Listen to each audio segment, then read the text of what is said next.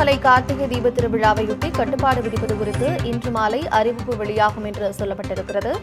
அண்மை செய்தியை பார்த்து வருகிறோம்.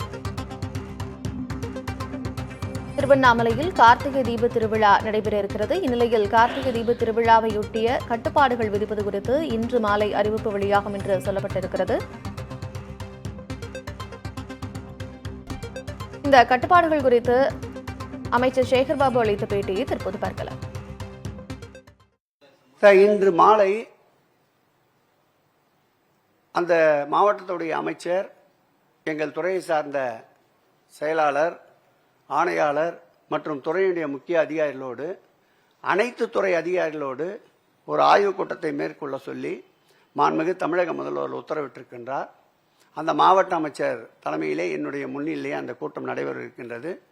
அதில் இருக்கின்ற சாத்தியக்கூறுகள் ஆராயப்பட்டு எவையெல்லாம் ஏற்றுக்கொள்ள முடியுமோ, வருகின்ற பக்தர்களுக்கு பாதுகாப்பு அம்சங்களை கருத்தில் கொண்டு இன்று மாலை முடிவெடுக்கப்படும். என்றால் அண்மையில் இனி நடக்கக்கூடாது என்று எண்ணுகின்ற அளவிற்கு ஒரு சோகம் நடந்திருக்கின்றது. அதையும் கருத்திலே கொண்டு மாண்புமிகு முதலமைச்சர் அவர்கள் ஆய்வை மேற்கொண்டு அந்த ஆய்வினுடைய இறுதியை முதலமைச்சர் அவர்களுடைய கவனத்திற்கு கொண்டு சென்று ஒரு முடிவெடுக்கப்பட்டு இன்றே அதற்குண்டான நாம் தீபத்தன்று மேற்கொள்ளப்பட வேண்டிய நடவடிக்கைகளை தெரிவிப்போம்.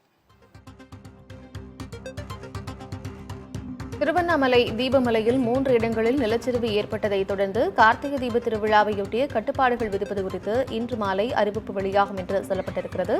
அது குறித்து அமைச்சர் சேகர்பாபு அளித்த தகவல்களை பார்த்தோம். விவரங்களை பின்வரும் செய்திகளில் விரிவாக பார்க்கலாம்.